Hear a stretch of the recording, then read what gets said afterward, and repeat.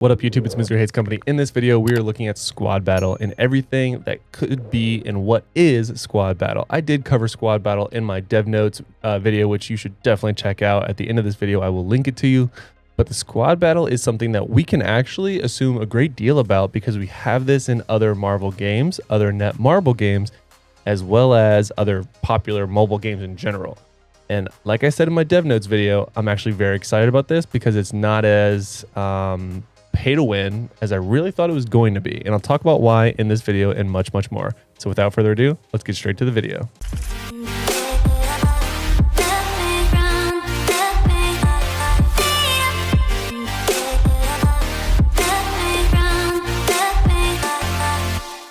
All right, so like I said, in the notes about in the dev notes, we got Squad Battle was the big one. So that one, and of course Wolverine, which I already made a video about as well.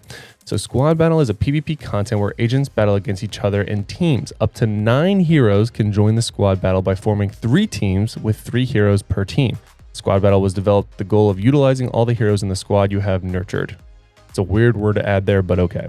Unlike the existing Dimension Duel, it proceeds as a 3v3 team battle. It is more on how you strategically form the team, okay, hint 1, and place the heroes, hint 2. So again, your strategic team is you're going to get a bonus, which we'll talk about here in a second, based off of the type of heroes you have in that group of 3.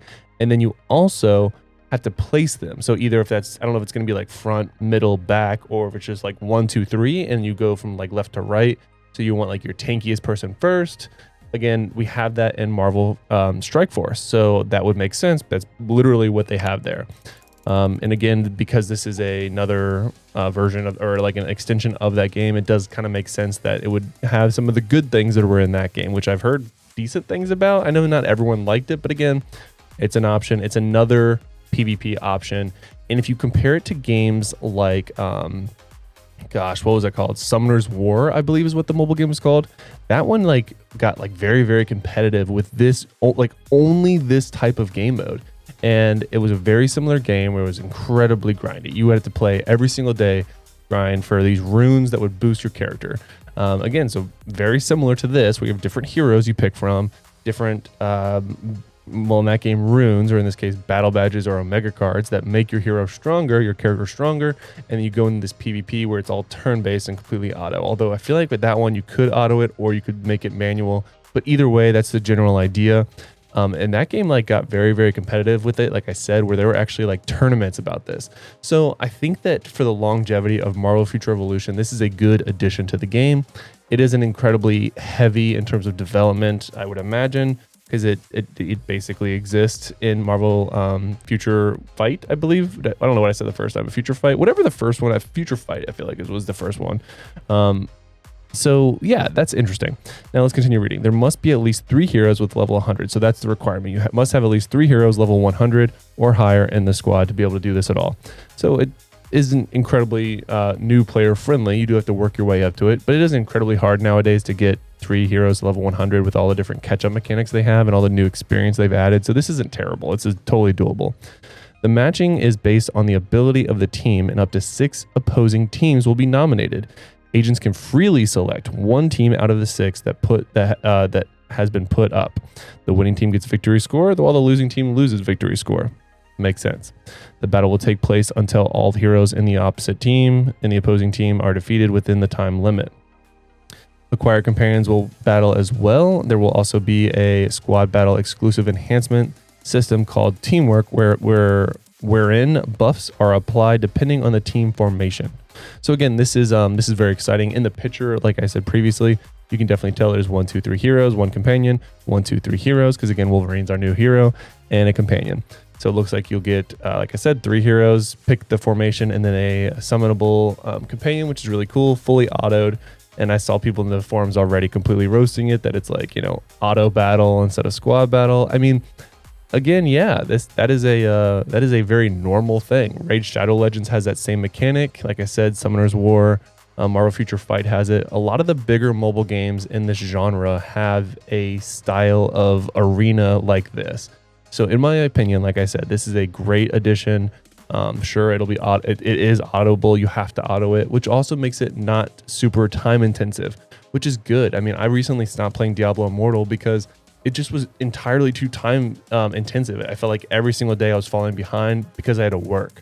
And that doesn't feel good, feeling like you fall behind because you have to do something in real life.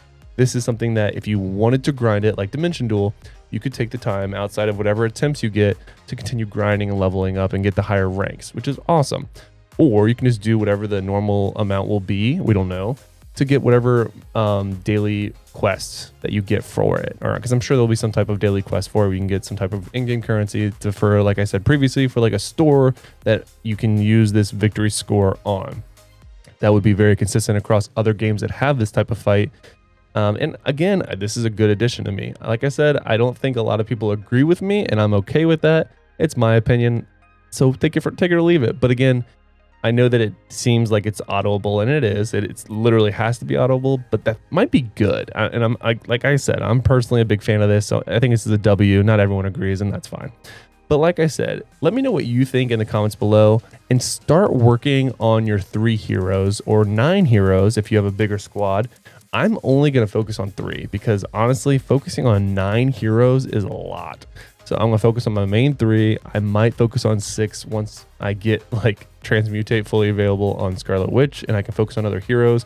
But my main is definitely still going to be my main, and I'm not going to go out of my way to waste fodder on just having a few more squads for squad battle. I'll just have a really strong core 3, which is what I would highly recommend for the majority of people. There's going to be people who are going to do incredibly well because they are whales and they have all of their heroes maxed out, and they're going to have some fantastic 9 hero teams that they can just move around and pick from, and that's okay. I mean, the whales are going to win. That's what pay to win is. But again, as long as the rewards for this aren't incredibly detrimental, where if you don't have it, you are losing ground in like the development of your account, I think it's okay. And based off the rewards we generally get for this stuff, I mean, it'll probably be like a weekly crystals because it's a PvP. Typically, PvP style game modes have a weekly crystal reward. So I would expect that. And again, I wouldn't be surprised if we got some type of currency that you got, like this victory score they're talking about. Or that could just be a victory score, but maybe this victory score turns into a new store of some kind where you can purchase and have a choice.